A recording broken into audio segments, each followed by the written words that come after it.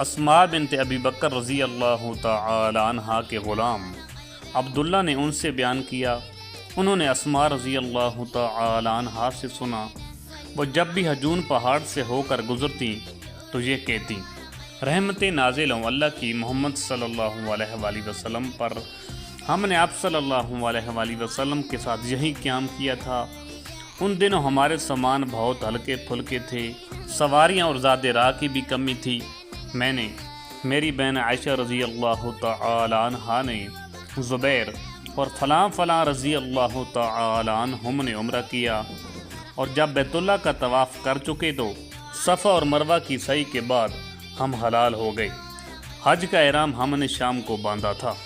صحیح بخاری حدیث نمبر 1796۔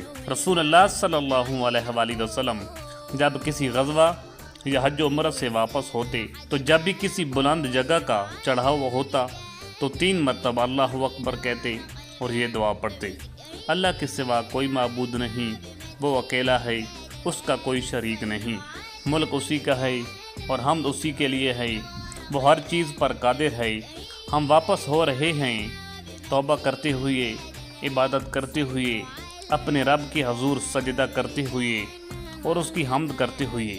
اللہ نے اپنا وعدہ سچا کر دکھایا، اپنے بندے کی مدد کی اور سارے لشکر کو تنہا شکست دے دی، فتح مکہ کی طرف اشارہ ہے۔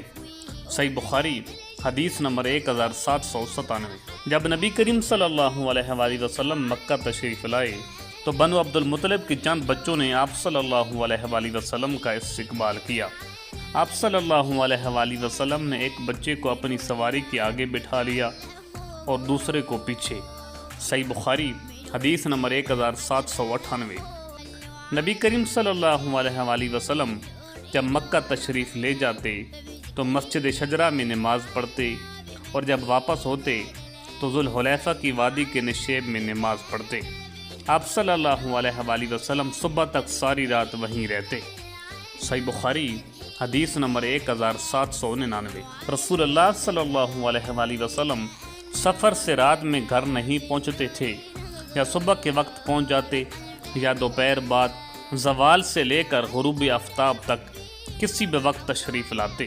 صحیح بخاری حدیث نمبر 1800۔